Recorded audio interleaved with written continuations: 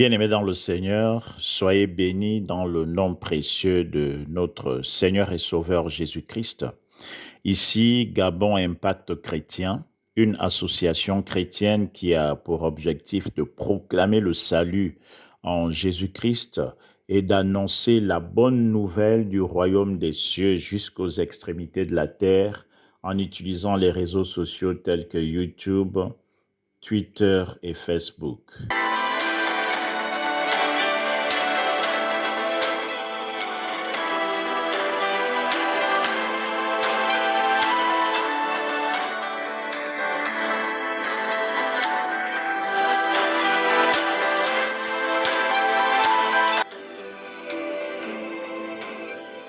Bien-aimés dans le Seigneur, nous sommes dans la joie de vous retrouver ce jour pour partager la bonne nouvelle du royaume des cieux. Aujourd'hui, nous allons faire un rappel des fondamentaux du royaume des cieux. Bien-aimés dans le Seigneur, précédemment dans nos messages diffusés, nous avons défini le royaume des cieux comme étant le royaume de Dieu. C'est un royaume de justice, c'est un royaume de paix, c'est un royaume de joie. Sur terre, ce royaume est représenté par les fils de Dieu, c'est-à-dire ceux qui ont donné leur vie à Jésus-Christ. Ils sont nés de nouveau. Et en plus des fils de Dieu, sur la terre, nous avons le Saint-Esprit, l'Esprit de Dieu qui agit dans tous les fils de Dieu sur la terre. Les fils de Dieu et le Saint-Esprit ont donc la fonction d'ambassadeurs du royaume des cieux sur la terre. De temps à autre, les anges font des allées et venues entre le siège du royaume des cieux et la terre. Ils sont comme des émissaires et ils appuient les ambassadeurs de Dieu sur la terre dans certains cas spécifiques. Bien-aimés dans le Seigneur, la mission d'ambassadeur du royaume des cieux sur la terre consiste à témoigner Jésus-Christ à travers nos vies, dans nos villes, dans nos villages, dans nos milieux professionnels, dans nos familles. Et ce témoignage, nous le faisons jusqu'aux extrémités de la terre. Cette mission consiste également à appeler les hommes à se repentir des voies détournées qu'ils empruntent en recherchant le bonheur sur la terre. Donc les amener à la conversion en acceptant Jésus-Christ comme Seigneur et Sauveur de leur vie. Il s'agit également pour les ambassadeurs de Christ sur la terre de baptiser tous ceux qui ont accepté Jésus-Christ comme Seigneur et Sauveur de leur vie et de les amener à vivre en nouveauté de vie. Et il s'agit pour clore dans les missions d'ambassadeurs de Christ sur la terre, il s'agit également d'annoncer au monde que Jésus-Christ revient bientôt. Il viendra chercher tous ceux qui sont de la race de Christ. Ceux qui auront conservé leur foi en Jésus-Christ seront enlevés à son retour, et ceux qui n'auront pas cru passeront l'éternité en enfer. Bien-aimés dans le Seigneur, la mission d'ambassadeur du royaume des cieux constitue pour nous le joug de Jésus-Christ. En remplissant cette mission, le croyant transfère son joug pesant à Jésus-Christ qui s'en chargera. Et à son tour, Jésus-Christ s'engage à donner du repos, à donner la paix à son ambassadeur jusqu'à son retour. Mais quels sont les principes du royaume des cieux? Comment marcher en nouveauté de vie? Bien-aimés dans le Seigneur, pour répondre à cette question, nous nous sommes appuyés sur les évangiles de Matthieu et de Luc relatifs au sermon de Jésus-Christ sur la montagne. Compte tenu du temps qui nous manque, nous vous invitons à faire une lecture personnelle au niveau de Matthieu 5, du verset 3 à 12, et de Luc 6, du verset 20 au verset 45. Ce que nous devons retenir de ces lectures, bien-aimés dans le Seigneur, et du message que Jésus-Christ nous a passé sur le serment, c'est que le royaume des cieux sur la terre est régi par les principes suivants. Premièrement, nous avons l'espérance. L'espérance est le principe initial du royaume des cieux. En effet, le royaume des cieux est fondé sur l'espérance à un salut. Et ce salut, on l'a en Jésus-Christ Nazareth. Cette espérance doit être manifeste devant toutes les situations que nous pouvons rencontrer dans notre vie, que ce soit la pauvreté, que ce soit la faim, que ce soit le manque ou le rejet que nous pouvons vivre. Les fils de Dieu sur la terre doivent, au moment de traverser toutes ces difficultés, mettre leur espérance en Jésus-Christ parce que de lui proviendra le salut. C'est Jésus-Christ qui les délivrera de la pauvreté. C'est Jésus-Christ qui les délivrera de la faim. C'est Jésus-Christ qui les délivrera de toutes les situations qui les accablent, bien-aimés dans le Seigneur.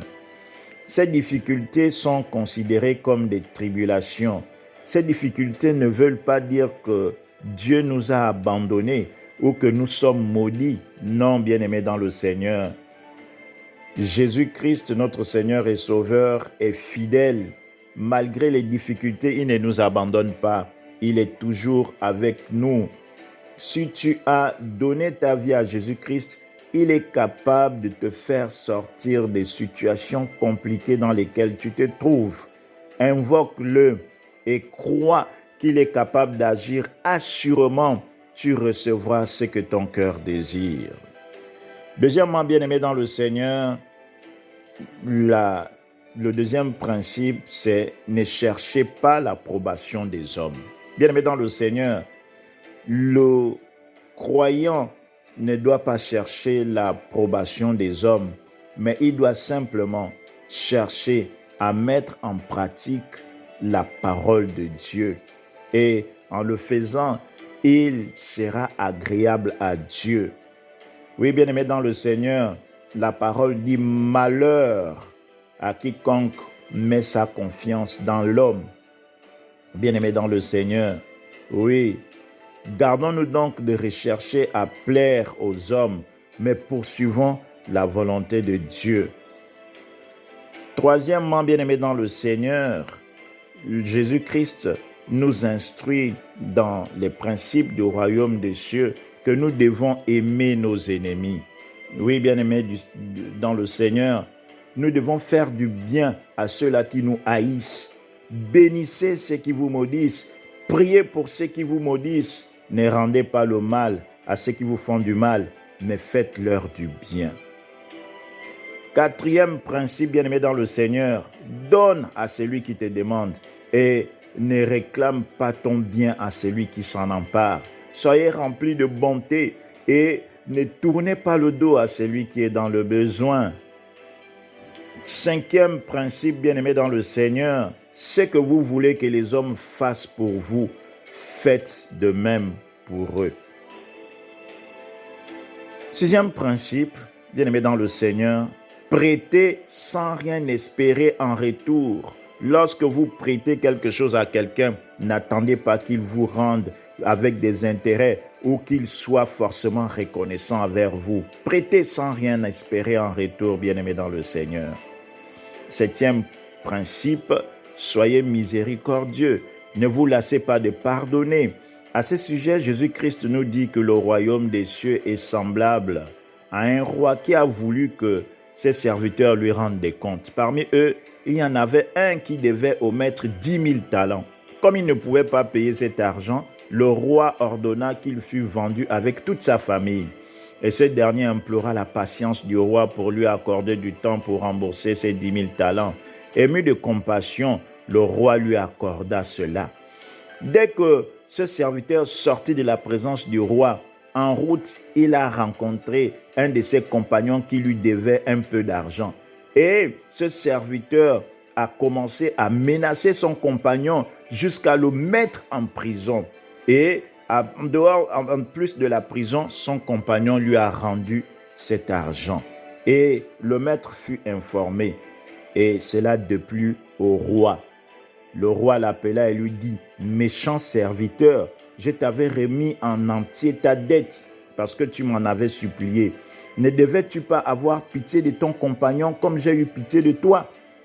Et son maître irrité le livra au bourreau jusqu'à ce qu'il lui payait tout ce qu'il devait.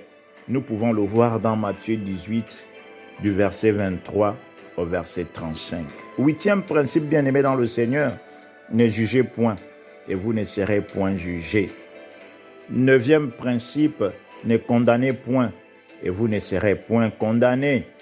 Pour terminer, dixième principe du royaume des cieux, avant de vous mêler des affaires d'autrui ou de proposer une solution aux problèmes d'autrui, assurez-vous que vous n'avez pas le même problème.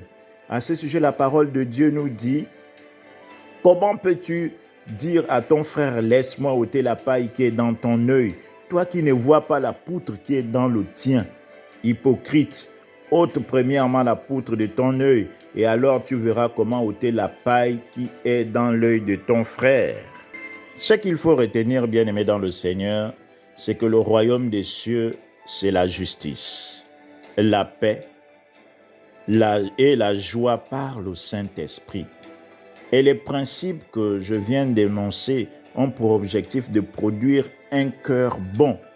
La parole nous dit dans Luc 6 au verset 45, « L'homme bon tire de bonnes choses du bon trésor de son cœur, et le méchant tire de mauvaises choses de son mauvais trésor, car c'est de l'abondance du cœur que la bouche parle. » Et toi, bien-aimé dans le Seigneur, quel est l'état de ton cœur ce jour, bien-aimé? Es-tu parmi ceux qui condamnent les prochains? As-tu abandonné la foi à cause de la faim, à cause du célibat ou du rejet? As-tu du mal à pardonner à tes ennemis? As-tu du mal à faire du bien à ceux qui te haïssent? Es-tu compté parmi ceux qui se détournent de ceux qui veulent emprunter de lui? Mon frère, ma sœur, tu as besoin de donner ta vie véritablement à Jésus-Christ. Si tu t'étais refroidi à cause des tribulations, bien-aimé, reviens au Seigneur Jésus-Christ. Il est miséricordieux et rempli de bonté. Si tu crois, tu verras la gloire de Dieu dans ta vie. Veux-tu me suivre dans cette prière, bien-aimé? Père, je te dis merci pour ta parole. Je reconnais que ta parole est la vérité. Je te demande pardon pour mes fautes. Je reconnais mon cœur était endurci envers mes prochains. J'ai condamné mes prochains. Je me suis détourné de mon prochain qui était dans le besoin. Aie pitié de moi. Purifie mon cœur et conduis-moi par ton esprit. Au nom de Jésus-Christ. Amen. Nous espérons que ce message vous a édifié. Nous vous encourageons à le partager à vos contacts pour qu'ils soient également édifiés. N'oubliez pas de liker pour nous encourager dans ce que nous faisons. Abonnez-vous pour recevoir régulièrement nos messages. Nous vous disons à très bientôt si Dieu le veut. Que Dieu vous bénisse.